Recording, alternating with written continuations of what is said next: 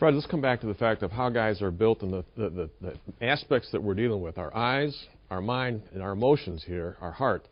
Talk about that, and let's start to talk about how you can build a defense, what you found out through actual experience. Well, the first thing you need to understand is what's happening in your eyes as you're looking at porn or at the bikini girl running by.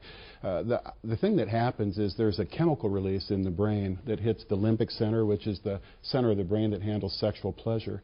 There are a lot of chemicals involved with that. Some of the strongest chemicals in the human body, like dopamine, is 30 times stronger than cocaine.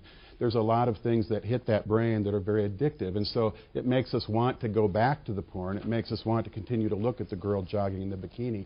And it's something that we remember. Mary Ann Layden from the University of Pennsylvania is probably the most premier researcher on this in America, and what she said is this, is that chemical release, when it hits the limbic center, locks that image into the brain for all time, and that's why Steve can remember it, that's why I can remember it.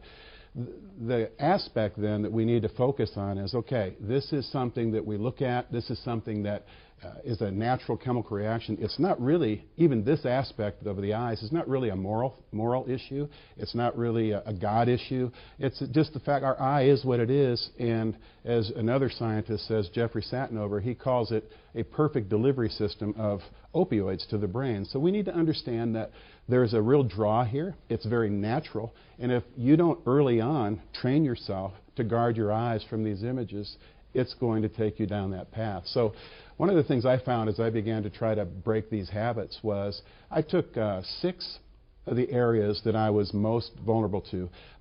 Receptionists at work, when they would bend over, I would be able, their blouse would flop open, I would see something. The ad inserts on the Sunday morning paper, the lingerie inserts. A lot of those things that I would regularly lust after. And I made a plan with each one of those 6 on how I would defend myself.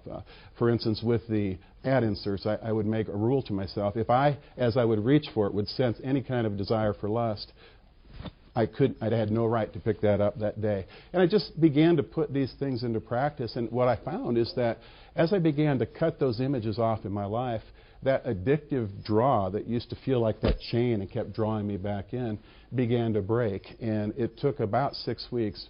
The first couple of weeks, I was failing more often than I was succeeding, but by that last week, I was winning more often than losing and actually looking away. And I found that as I began to look away, it broke those habits and set me free.